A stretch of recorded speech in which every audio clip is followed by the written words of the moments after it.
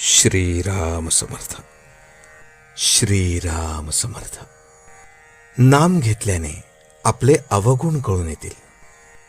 जगातली अनेक साधने जरी पाहिली तरी त्या सर्व साधनांची पहिली पायरी ही की मनुष्याला त्याचे अवगुण दिसू लागणे.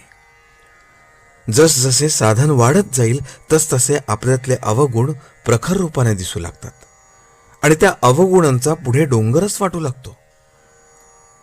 हे परमेश्वरा, इतक्या अवगुणांनी मी भरलेला असताना तुझे दर्शन व्हावे अशी मी कशी अपेक्षा करू? एवढ्या पर्वतप्राय अवगुणांच्या राशीतून मला तुझे दर्शन होईल हे कालत्रयी तरी शक्य आहे का असे वाटू लागते. साधन करण्यापूर्वी रागीट माणूस कधी त्या रागाची खंत बाळगत नाही. किंबहुना तो अवगुण आहे हे मुळी त्याला पटतच नाही.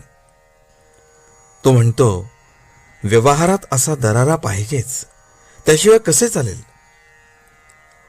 एक साधक मला म्हणाला की अलीकडे मला फार राग येऊ लागलाय. वास्तविक तो राग आत्ताच येऊ लागला असे नसून पूर्वीपासूनच त्याच्याजवळ होता, परंतु साधन करू लागल्यापासून त्याला जाणीव होऊ लागली आहे किंवा क्रोध वाईट आहे हे त्याला आता कळू लागले आहे, इतकेच. एक लग्नाचा मुलगा होता. त्याने बऱ्याच मुली पाहिल्या, पण एकही त्याच्या मनास येईना. त्याचे आई वडील कंटाळून त्याला म्हणाले, तुला मुलगी पसंत पडू देत, मग आम्ही पुढचे काय ते ठरवू. ते काही मुलगी पाहायला बरोबर जात नसत. त्या मुलाची मोठी बहीण होती, तीच त्याच्याबरोबर जात असे. एका ठिकाणाहून मुलगी पाहून आल्यावर मोठ्या बहिणीने त्याला विचारले, कशी वाटली रे तुला? त्यावर तो म्हणाला, नाही बुवा आपल्याला पसंत. मोठी बहीण चाणाक्ष होते. तिने फक्त त्याच्या तोंडासमोर आरसा धरला आणि विचारले, यात प्रतिबिंबापुढे कशी काय वाटते? तेव्हा स्वतःचे आणि मुलीचे रूप त्याच्या ध्यानी आले आणि तो म्हणाला, पुष्कळ बरी आहे.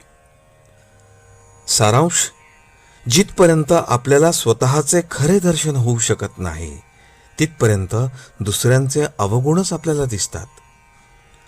आपल्याला दुसऱ्यांचे जे काही अवगुण दिसतात त्यांचे बीज आपल्यातच आहे हे माणसाने ठाम ओळखले पाहिजे. तेव्हा दुसऱ्याचे अवगुण पाहण्याची वृत्ती आपण प्रथम टाकून दिली पाहिजे. दुसऱ्याचे अवगुण पाहणे हा साधा नेहमीचा व्यवहार आहे, तो परमार्थ नव्हे. खरा परमार्थी जो असतो तो सतत आत्मपरीक्षण करत असतो. त्याला दुसऱ्याचे अवगुण दिसतच नाहीत. त्याला आपल्याच अवगुणांचे इतके दर्शन होते की त्या मानाने इतर सर्वजण त्याला परमेश्वर रूपच भासतात आणि हाच खरा परमार्थ. आजचे बोधवचन.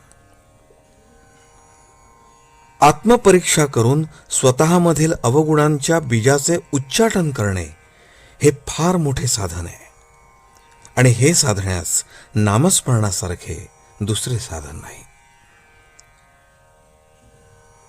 जानकी जीवन स्मरण.